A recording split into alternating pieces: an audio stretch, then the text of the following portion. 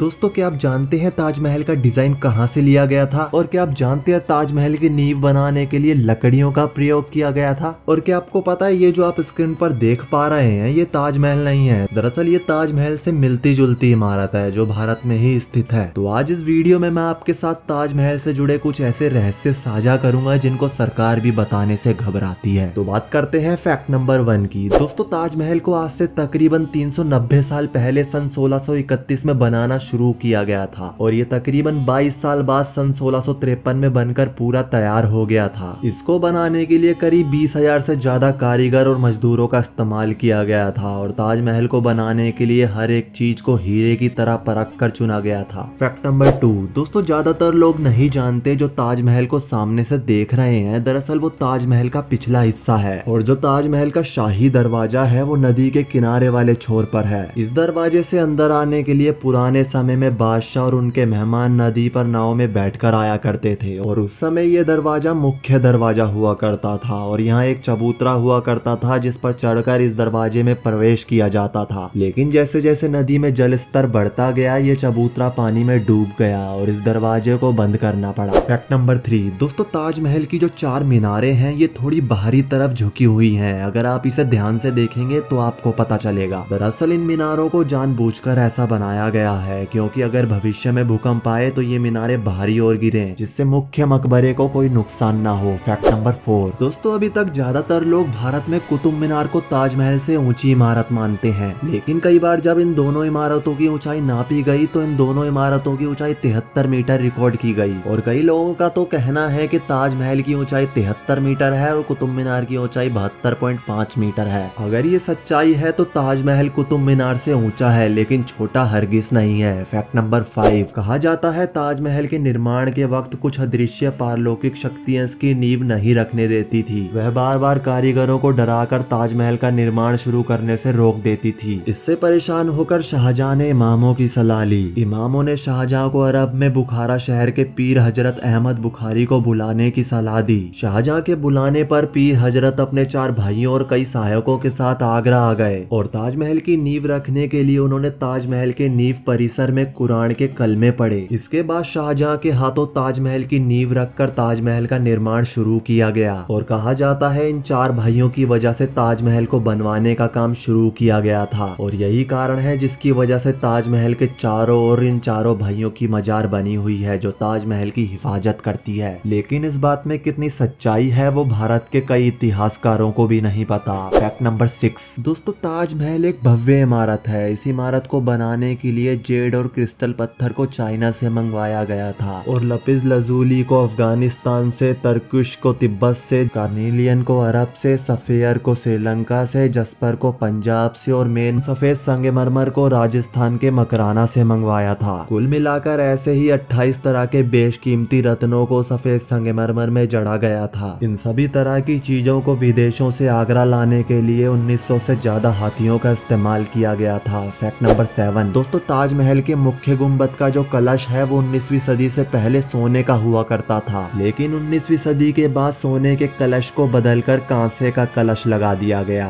Fact number 8। दोस्तों ताजमहल को लेकर एक बात बहुत ज्यादा सुनने को मिलती है कि शाहजहां ने ताजमहल बनाने वाले मजदूरों के हाथ कटवा दिए थे। ये बात सिर्फ एक अफवाह है। इस बात का इतिहास में कोई प्रमाण नहीं है, बल्कि इतिहासकारों का कहना है कि बादशाह शाहजहां ने ताजमहल बनवाने वाले कारीगरों को उनकी उम्र भर की पगार देकर एक करारनामा लिखवाया था कि वो भविष्य में कभी भी ऐसी कोई इमारत नहीं बनाएंगे। Fact number 9। दोस्तों ताजमहल की नींव तैयार करते वक्त ताजमहल के चारों ओर कई कुएं खोदे गए। इन कुओं में ईंट पत्थर के साथ साथ अबनूस और महोगनियों की लकड़ी के लट्ठे डाले गए जो ताजमहल की नींव को बहुत मजबूत बनाते हैं। अबनूस और महोगनी की लकड़ियों की ये खासियत होती है इन्हें जितनी नमी मिलेगी ये उतनी ही मजबूत रहेगी और इन लकड़ियों को नमी ताजमहल के पास बहने वाली नदी देती है। लेकिन यमुना के पानी का स्तर हर साल घट रहा है और लकड़ी में नमी की कमी आ गई है जिस कारण से वर्ष 2010 में ताज में दरारें भी देखी गई। Fact number 10। दोस्तों अधिकतर इतिहासकारों का मानना है कि ताजमहल का डिजाइन हुमायूं के मकबरे से लिया गया था और हुमायूं का मकबरा शाहजहां के परदादा हुमायूं ने बनवाया था और मुगल सल्तनत में कई इमारतें ऐसी है जिसकी प्रेरणा हुमायूं टॉम्ब से ली गई है। Fact number 11। दोस्तों सन